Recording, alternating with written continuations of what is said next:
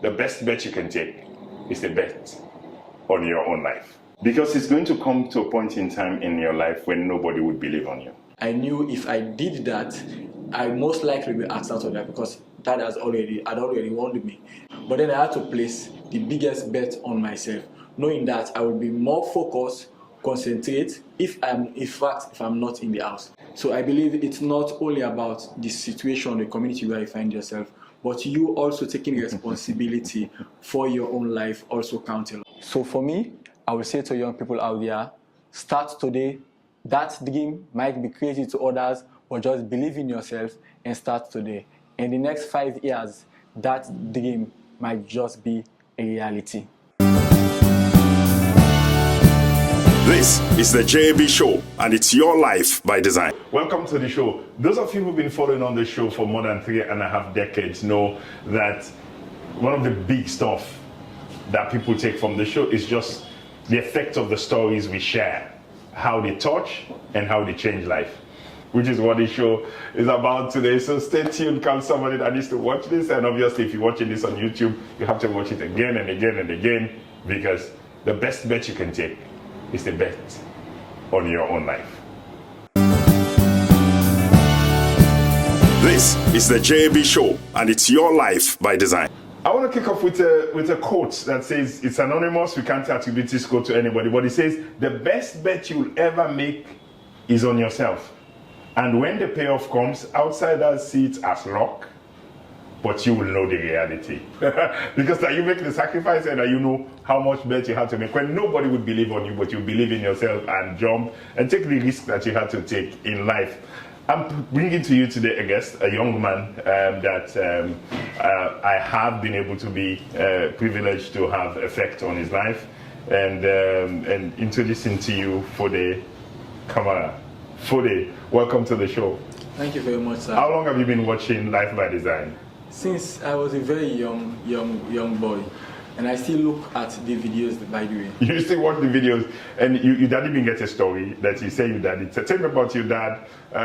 You tell me about your dad, because your dad has also been a fan of the show. Yes, my dad always look. I think it's on Sunday. They normally play the videos on Sunday.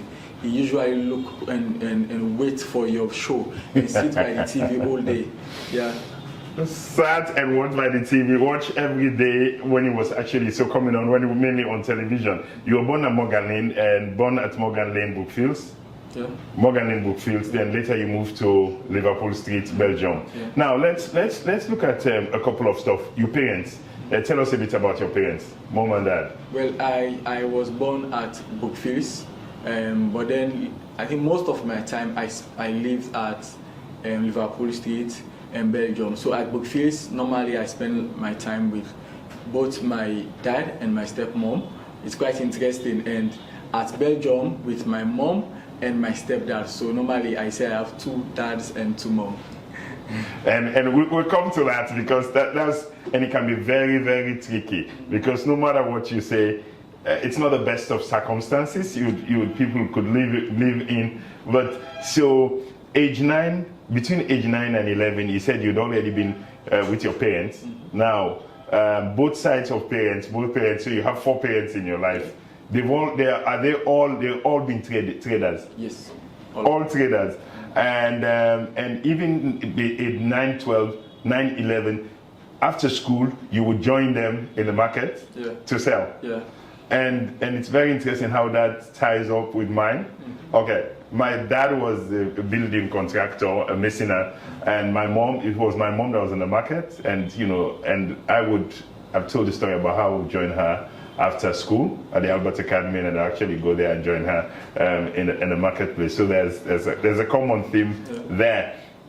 Now, you shared a couple of stuff that you learned just going around there and being with your parents, and you mentioned 2 things as we were chatting: developing the capacity on pricing, developing a knowledge about how pricing works, and customer relations. Tell me about those 2 stuff. That's quite important. I remember when I was a bit of a very young man by then, I usually go to their market stall and sit with them and help them sell. So I will observe, and that time they will tell me. One of the key things I learned from them is dealing with customers, the customer relationship.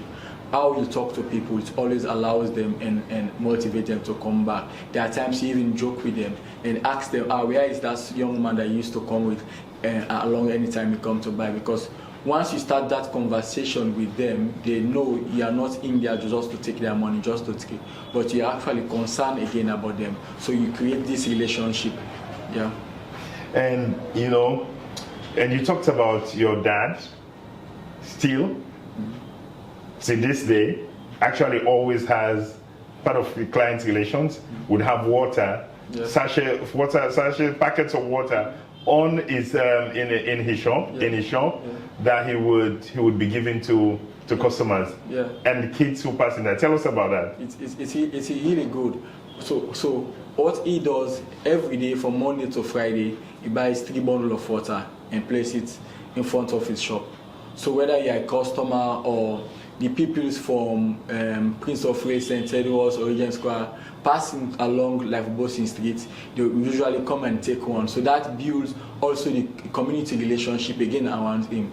And I fondly remember most of the time when I'm at different places, kids will come to me and say, "Uncle, good day." I say, okay, where do you... Uncle from where? He say, I usually take water after school from your dad. I say, okay.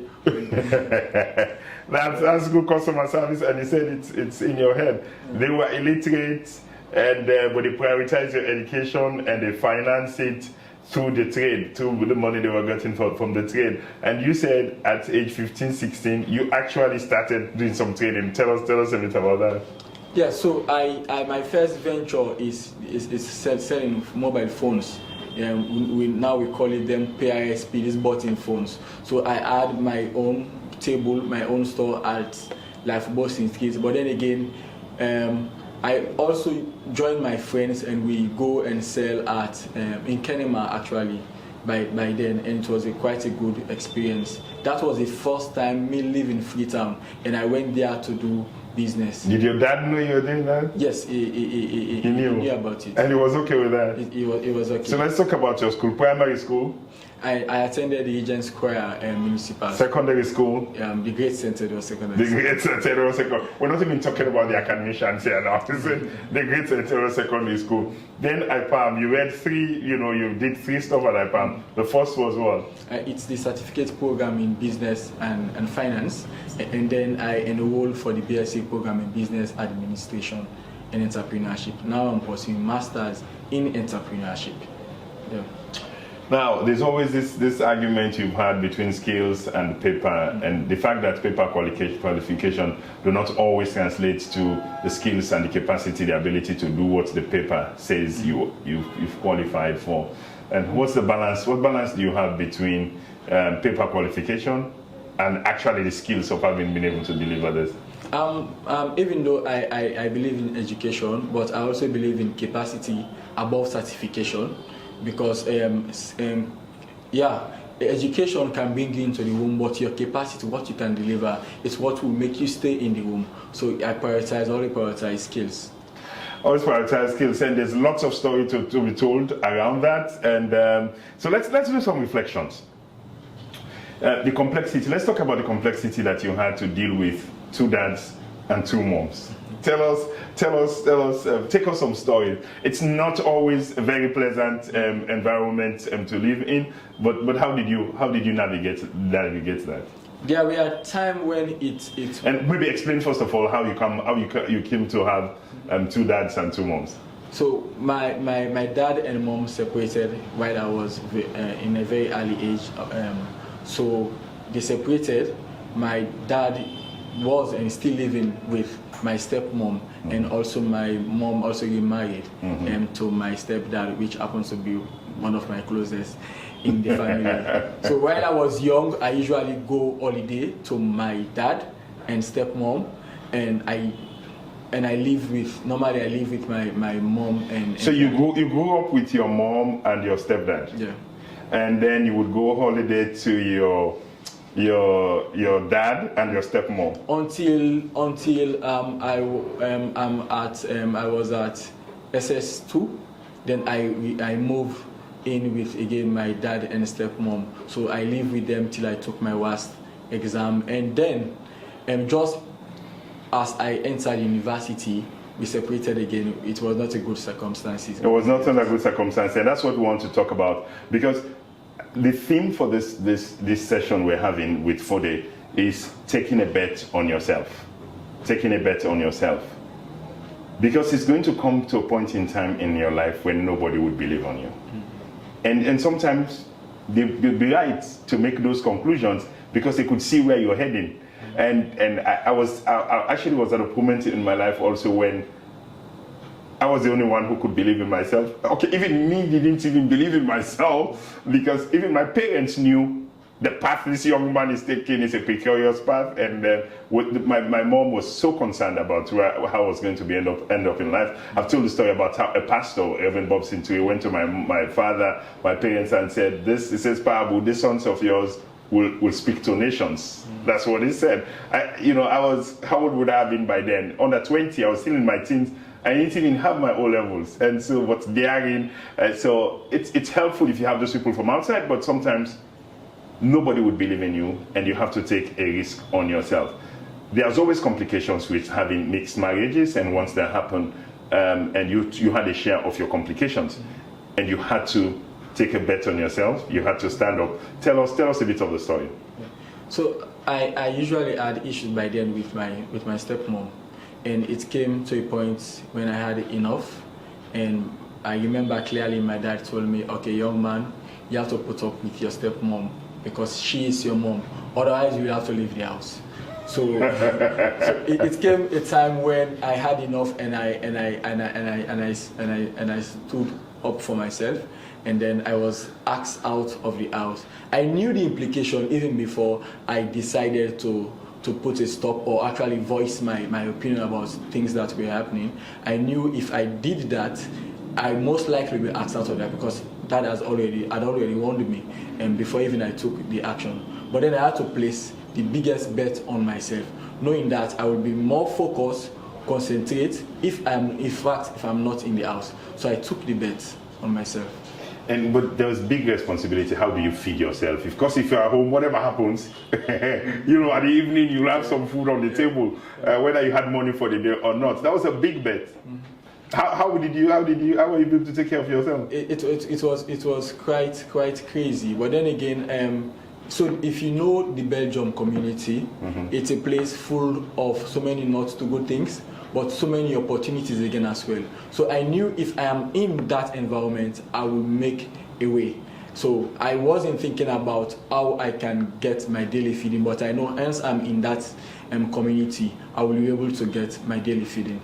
So then I move out. You took a bet on yourself, and it's lasted for almost 2 years. For 2 years. And you said you were in university. The only time your dad would, and he wouldn't even talk to you directly. He would come to the third party to pay your fees. Yeah. That was the only stuff that was exchanged between the two of you for that years. And it's thankful that he still paid.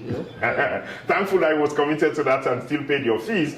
But he would pass the fees to a third party to give to you so that you could make the fees, because this was a very difficult moment in your life and your dad.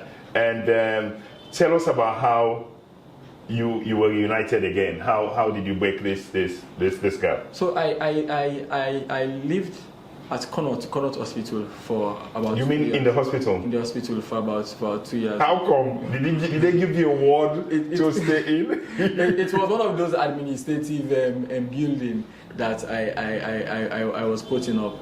You had a bed there? I wouldn't call it a bed, but there were some. So normally I usually sleep on the beer bench, and yes, but at that time my only focus was to complete my education. So you didn't have a table to study? Not really. But then there were more friends coming to me, in fact, to study during that period. Yeah. Because you were brighter? Yes, because I was applying effort in studies, yeah. Were there moments when you felt, you know what, this may be one step too far. Can I go back home and say, like the prodigal son, and say, Daddy, I'm sorry? Were you tempted to do that at any moment in time? No, there were hard days, yes, which I reflected on it, but then I was focused on what I was wanted to achieve. And you said you took a bet on yourself. Let's do some other reflections. There's always the argument about the effect of, environment on us. When does that stop? When does that affect? What extent to what extent can that affect us? Or maybe, okay, before that, let's talk about the question I wanted to ask. I think it's an important question. As young people coming up, we could be facing moments where you allow things to happen, and when do you stand up? When do you show respect to your parents? And we have to be respectful all the time, as much as we can. What's your advice to people who are facing those things where it's so complicated and they're almost in a dilemma? I could stay in this place, but it's not going to work, and the ramifications would be great. But if I stand up, I'll be accused of disrespect. But that's where my future lies, and that will be the right decision for me. How did you get to make that decision, and what would you think should be an advice for people who would be faced with those situations, difficult choices that they had to make? I believe everyone has a point where you say this is the limit as to what I should accept from someone. And again, I always believe in conversation, speaking up for myself, and making my opinion known to individuals. And it will always be a point in time when you will know right within you that probably this is my time for me to speak up. It's not always good for you to be against the status quo or stand against what is being said. Mm-hmm. But again, I feel that there will be a point in time when you will know right within you that it's best for me to just speak up, and if it will cost me anything, then you must be ready to take that challenge. Pay the price and place a bet on yourself. Yeah. And that's what you did. You would know. You said you would know when it's time. Yeah. But how do you deal with a situation where our culture and our environment say, you never go against what your daddy say. This is what your daddy say. This is what you must do. That's the way we all are brought up, to the extent that we crush our children. We don't give them the ability to speak up. And so they grow up in life, in community, in school, wherever they are. That's tough, almost like a jinx that we've imposed upon them. It's what they live with for the rest of their life, and it crushes them. How do we deal with that? But we're in a situation, we grew up in a culture where you're told respect your parents, whatever they say is right. They're giving you to marriage, young age. I know there are now regulations that are stopping that. Our culture say you have to obey your parents all the time. How do you navigate through that? For me, I usually get conversation with other family members, and most of the time they knew what was happening, but they found it very difficult to communicate that even with my dad. And there will be a point in time when they will advise you. They will say things like, now we know more, but so you will get the sense of it that okay, even they themselves have had enough. So it's always nice to communicate again if you're having issues at home with family, communicate with other family members, and there are times also responsible friends or mentors. They could always advise and guide you as to what to do. Yes, go ahead. Because there was a point in time when someone I remember told me, if you get other side for go focus in your education, just avoid the other because things might go worse.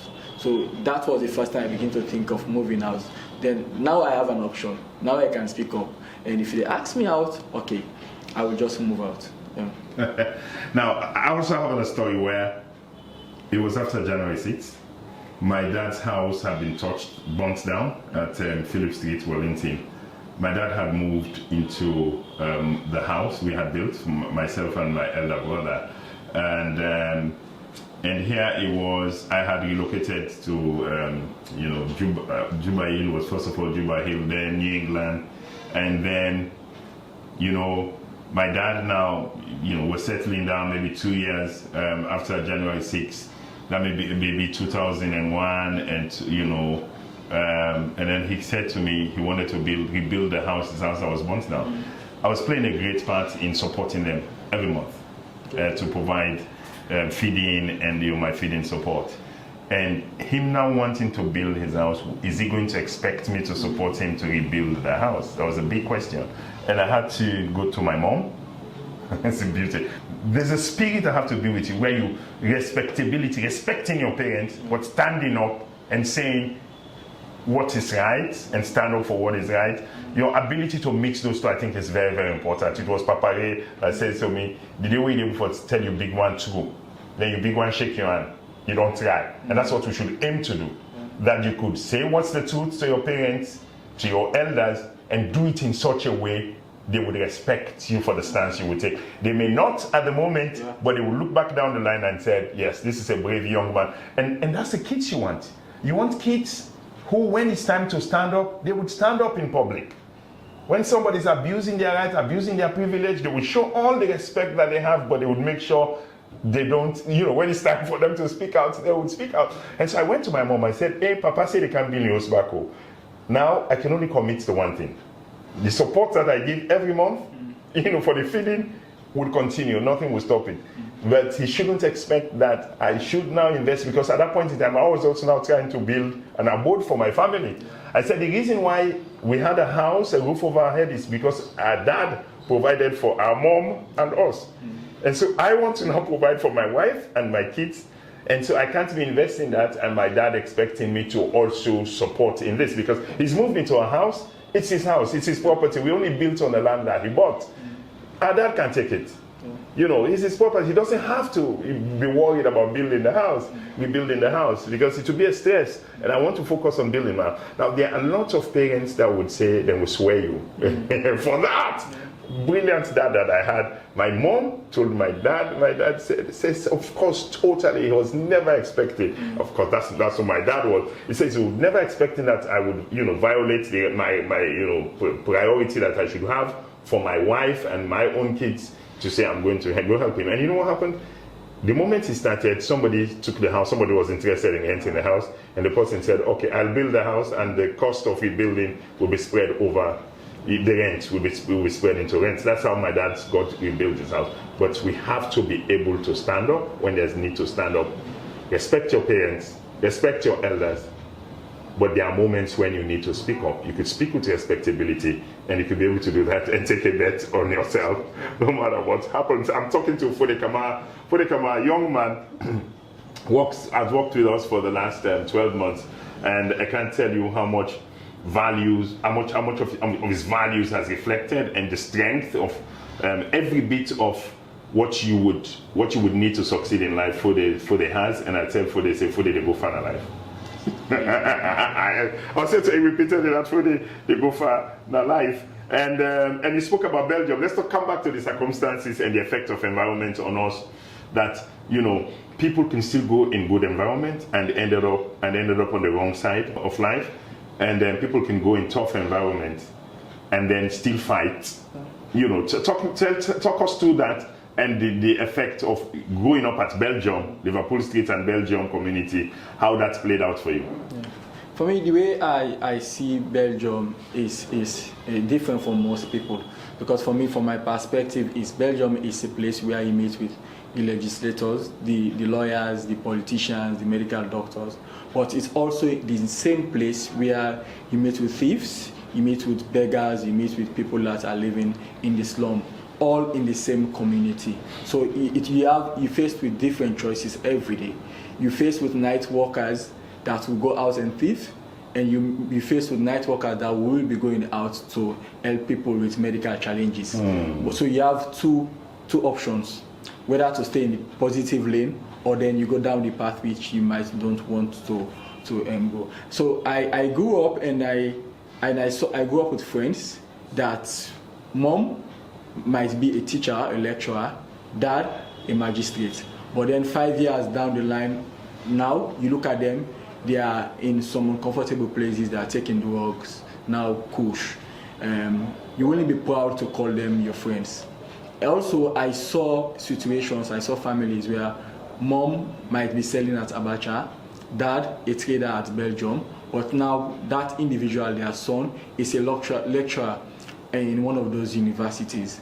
So I believe it's not only about the situation, the community where you find yourself, but you also taking responsibility for your own life also count a lot. Wow, taking responsibility for your own life. Now, okay, next reflection, Mr. Foday. Now, dealing with the clash of a decision that you had to take. You said at age 15, 16, you actually started selling mobile phones. You were at IPAM, and then you had an opportunity to go to Grow Salon to now do some professional skills training. And tell us how you navigated those things, because one of them wasn't going to work out at all. How did you do the calculation to decide what was a priority, what's to drop? It was a tough decision by then. I was studying at IPAM in the evening class, and then I was also doing business at Belgium. And you said the phones you're selling, you would make maybe 1,000, 1 million euros a month. About 1,000 a month. That's quite some money. Well, it could barely fit for my daily upkeep, because okay, remember, it would take care of your daily upkeep. Yeah. Okay. Remember, I had to buy pamphlets and other things. Also, I need to feed. And that was the time when you were on your own? On my own, I was still living at Connaught. So it was quite challenging. And then came the opportunities to study at Grow Salon. But then I will have to choose, because if I leave my business, nobody will look at those phones for me. In fact, I attempted it. You attempted it. So by the time you came back the next day, and you had a whole lot of complaints. Tell us what happened. I came back, and there were days I don't see some mobile phones. There are times they will just take out the battery, the mobile phone battery, and leave the empty phone in the boxes. So I told myself, this is not going to happen. And I spoke to almost everybody that I spoke to about the situation. They told me, don't go for additional course. You're already pursuing business administration. Stay with that and continue your business. But I knew if I had continued with that, making 1,000 euros a month, I would have graduated. I would find it very difficult to get a job, and I couldn't scale my business.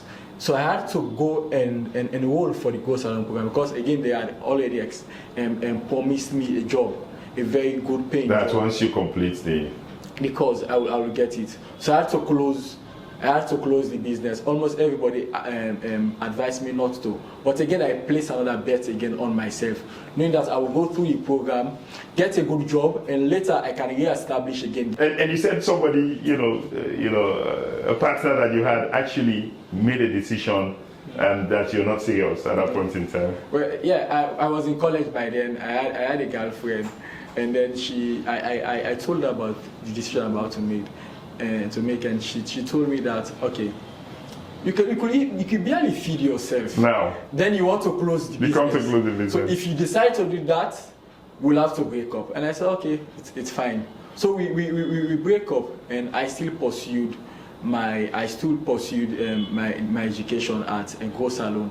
And interestingly, we were in that conversation about 2 months, close to 2 months.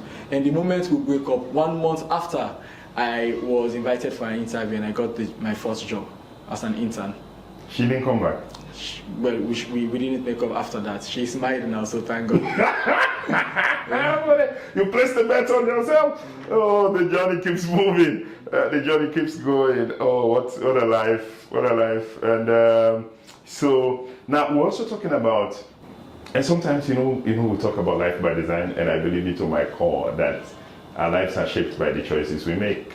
More than I have biblical, religious and support in terms of, scriptures that could, tell how much of your life is really down to the choices you make every day. But sometimes I'm wondering whether, our uniqueness was informed by something, we were too blessed, because there's an awareness that you need to have.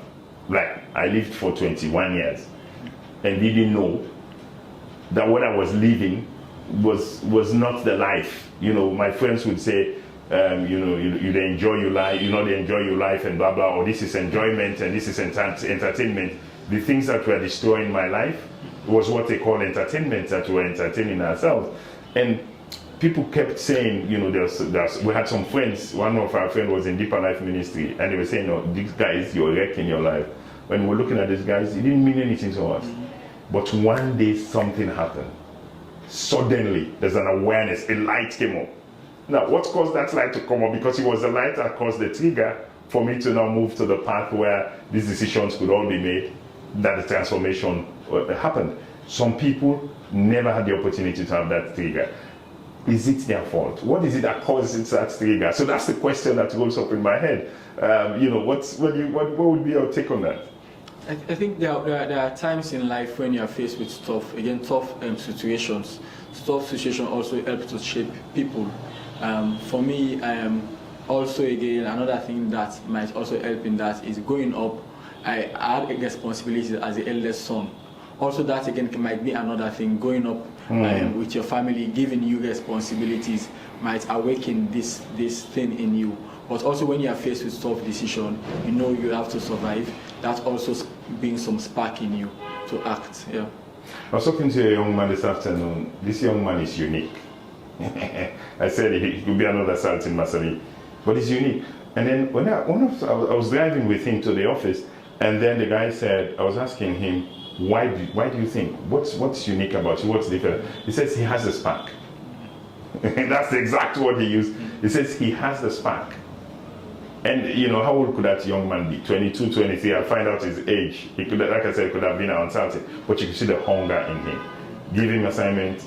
He's not going to be sleeping over this weekend because I just gave him a computer. There's a problem I want him to solve. I've introduced him to 2 potential big problems that he could help us solve in the office. That would give him an internship assignment immediately. But the guy said to me, he has a spark.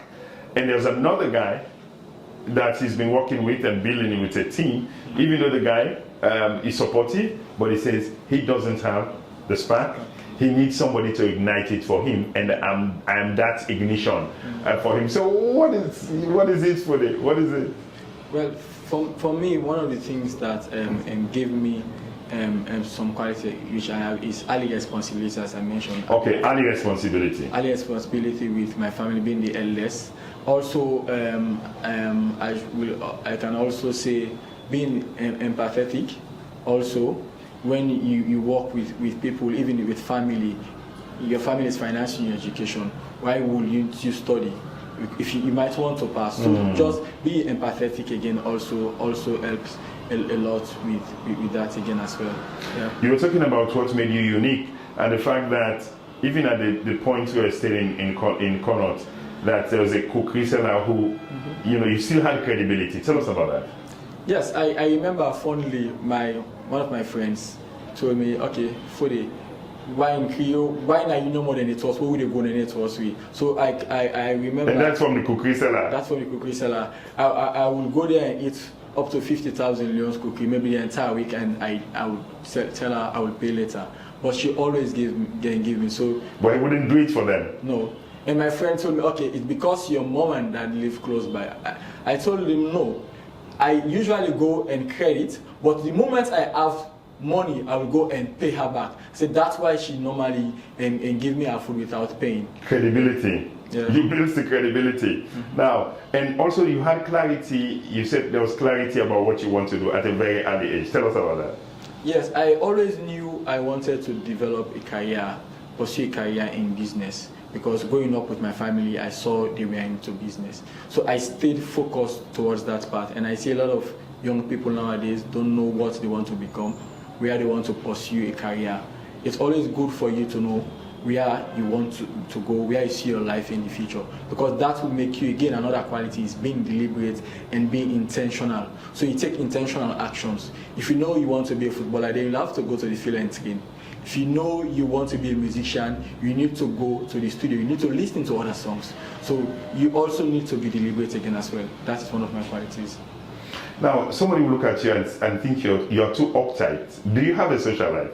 I do have a social life. And to define it, so what's your social life like? Well, I prioritize family. I have 3 lovely younger sisters, which I spend my time with, especially in the evenings. But I also go out with my friends. Beach road, we go out and have drinks. And I'm not alcohol, but then we have drinks. I play PlayStation, chess, checkers, and I love strategy games. So that's my social life. Of course, I support Liverpool. You support Liverpool? Liverpool, yeah. Have you got the new T-shirt for this season? No, not yet, but I will definitely have one. Now, so I want to give shout outs to Kadi, the sisters, Kadi, lovely Kadi, and Wakma, and what's the third? Amira. What's the third sister? Amira, Amira, and I give shout outs to you. Elder brother is here and sharing some fun stories. Let's wrap up with what's unique about you, and let's talk about you already started hinted some stuff about high sense of responsibility. You worked with us for a year, and you are quintessential.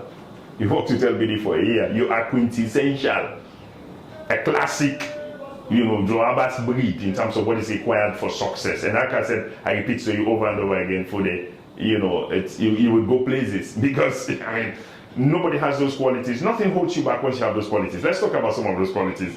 High sense of responsibility for self and tasks that have been assigned to you. Tell us about that. Yes, you especially as a young person, you need to be responsible. You need to know nobody will help you succeed in life. Number one person that's responsible for your progress is you. So you will take that quality, whether in your private space or you're working for an individual or an institution, knowing that there might not be a supervisor always. Knowing that no one will sweep your room or your place for you. So that high sense of responsibility, once it's part of you, it feels like it's a core value, and it just manifests itself without even you igniting it. You will be in the workplace, in the morning, and you should not just sit and wait for someone to allocate a task for you. You go and look for tasks that should be executed. And you said, and you were reflecting on whether the fact that you had to take care of your younger sisters, and you were given the responsibility, and you think that stuff that started from the domestic level spilled over into your professional life. Yeah, exactly. And again, if you look at most, well, not everyone, but most elder brother or sister has a bit of it. So once you're at home, and mom will tell you need to look at your younger ones, and if they go out of the house without your consent, will be flogged. So that sense of responsibility at an early age helps a lot for you to be responsible. Talk about proactive. You said we talked about proactive. What does proactive means for you? Proactiveness, you shouldn't wait for something to go wrong before you act. And there are times, again, you should also look at things and you see opportunities, and you try to take them. And you see a lot of young people now, they want to be given everything. They complain. Of course, things are hard everywhere. Things are hard, especially in the part of the world. But again, there are always opportunities which you could go and take advantage of. There are always problems which you could attempt to solve. So it's always nice to be proactive, and I have been proactive all my life.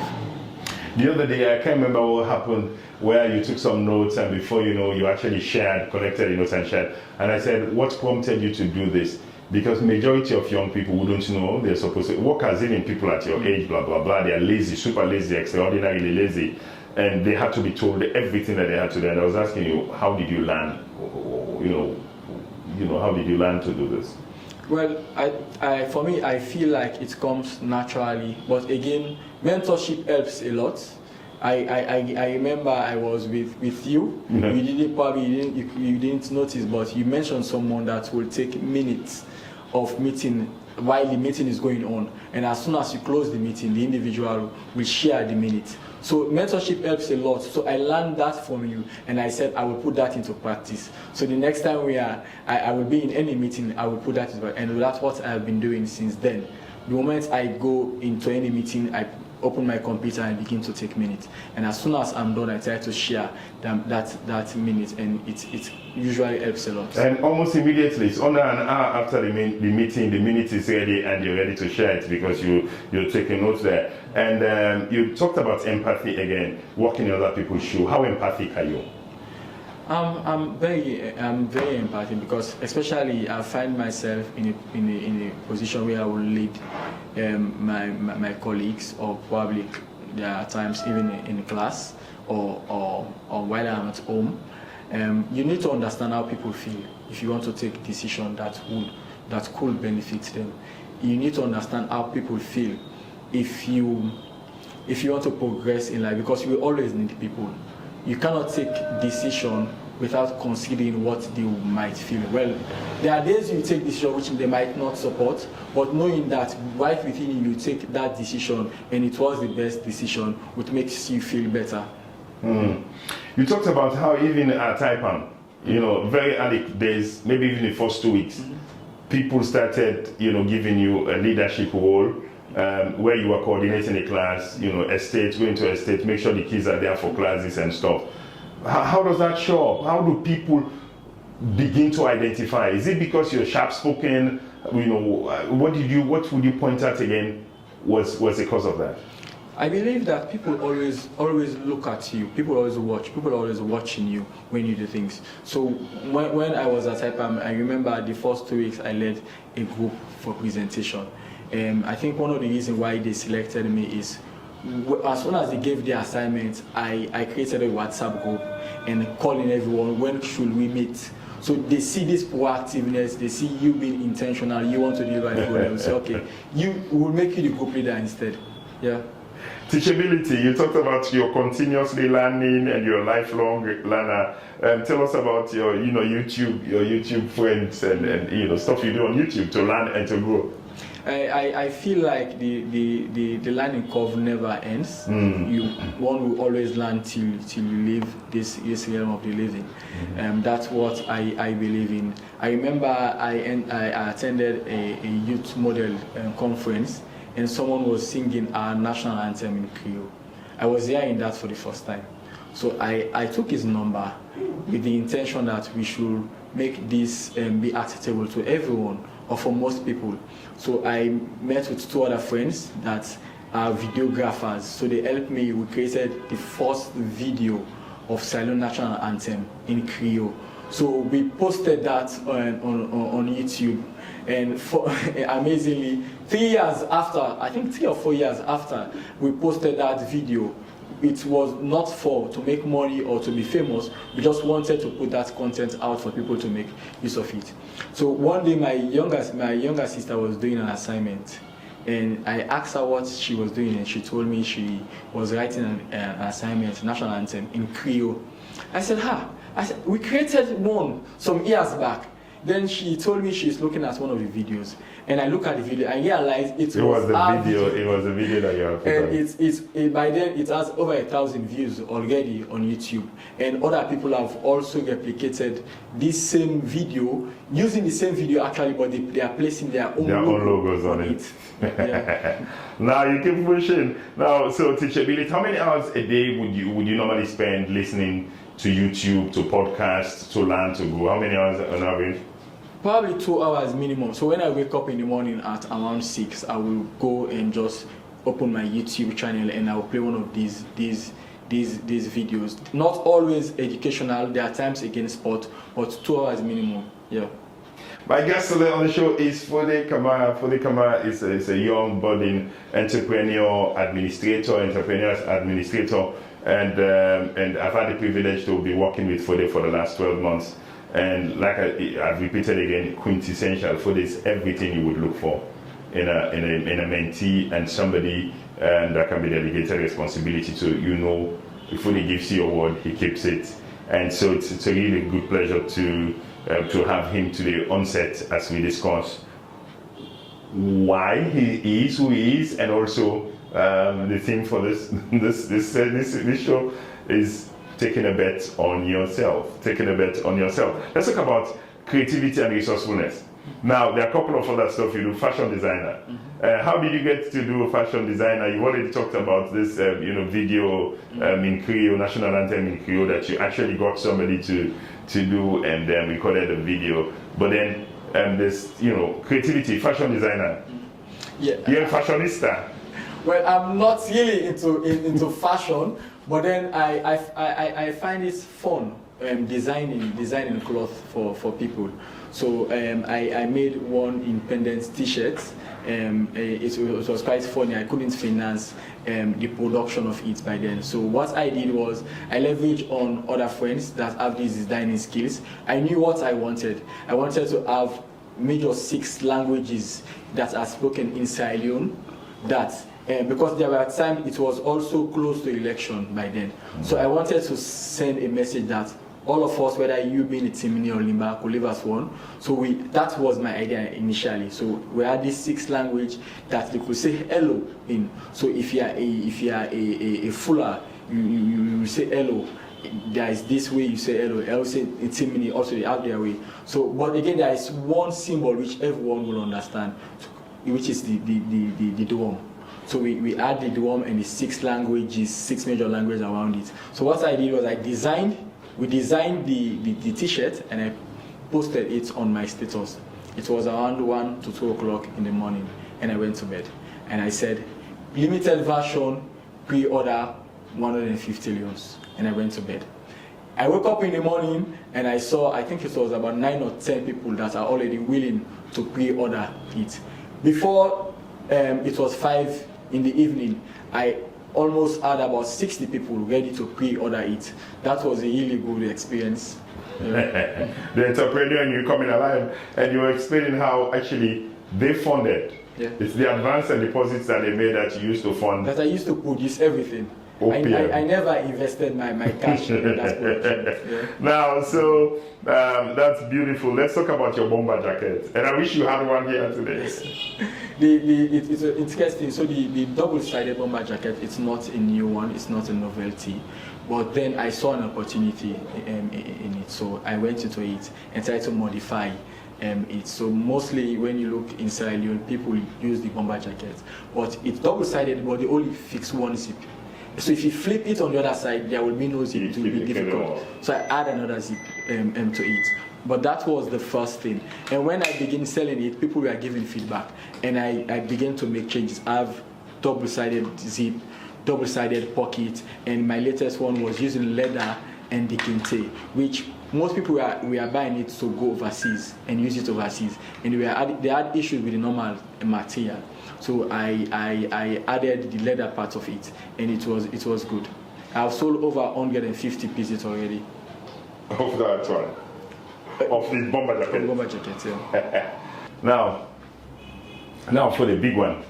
Tell us your biggest dream, and be ready for Foday's biggest dreams because they will cause you to faint once you hear them. Tell us about your biggest dream. My biggest dream is to have $20 million by 40. I'm 29 now, by the way, and also to have a global business by then.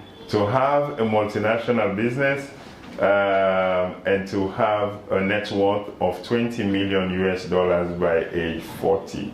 Now, YouTube gets long life. so this video is going to be on YouTube for 11 years from now. Oh, the power of visualization, the power of, an obsession. You have a goal that becomes an obsession, ultimate obsession of a goal. But then we've recorded this video, we're watching you, and we'll see how that comes to pass. Now, what's your word for young people? You've been, like I said, you're quintessential. Anybody who knows me will tell you I'm a difficult person to work with. My family knows that because I work with a very high standard. Because that's the only way I could have survived Wellington, survived where I grew up, survived and actually become whatever I've become now. It's because I decided to raise the standard from somebody fighting there all the day, with Wellington and Poyo, and with Poyo and Omole, that with Bood and all of those things. Higher standard. That's why you would know Joe Abbas. That's why it's a brand in the country. That's why it's a brand outside this country, because it's there are a lot of people who are Joseph Abaso, but there's only one Joe Abbas. And it was created, it was because of that high standard. And so as a result of that, people complain and grumble, and not everybody is able to cope, not everybody is able to survive, because I move at a speed, and it's not just what I expect of people, it's also what I expect of myself. And that's what I do. So young people will think it's ordinary, but after brand, force business they make. Why would you choose to be different? It comes with a price. Why would you choose to put the extra? Why would you choose to go to be extraordinary? Why would you choose to do that? And so send a word to young people. Why is it important for them to live, to set a target for them to live this extraordinary life? Why would it be important? Because believe you me, Foday, that's the life you're living. You have standards that you've set for yourself that beats a lot of people that have walked around me, and I could say you are. Why is it important for young people to do that? There have been problems throughout human history. There have been challenges, but the best time to start is today, is now, because you are responsible for your own life. You should always place the biggest bet on yourself. Why would you wait for someone to help you when you know you can help yourself? So for me, I will say to young people out there, start today. That dream might be crazy to others, but just believe in yourself and start today. In the next 5 years, that dream might just be a reality. All right, so Foday, we wrap up the show. Final word. What shout out? A final word. Just it's up to you. The microphone is yours. You want to give shout out, or what do you want to close this with? I would like to recognize first God, but also my parents. I would say the 2 moms and 2 dads that have shaped me, and also sisters and brothers, and also mentors and friends. So William Conte, he has been a very big mentor to me. Rakma, Amira, Kadi, and all those that have shaped my life. I say thank you. And again, Fancy Stephen George. Fancy Stephen George gave me the first job, and he has always been a mentor to me as well. Yeah. FSG. And so it's actually been a pleasure for the working with you. And hope we'll continue to be able to support you in your growth, and you continue to just be who you are, shine your light, be the star you are meant to be, and it's a pleasure. It's been a pleasure working with you. Thank you, sir. Thank you. Push yourself. And it says, I'll close with this. It says, what if you trusted and had so much confidence in yourself, in your ideas and your capabilities, that you were able to bet on yourself and go after your dreams? Betting on yourself can feel risky, but it can be worth it. You have only one life to live in this planet. Make it count.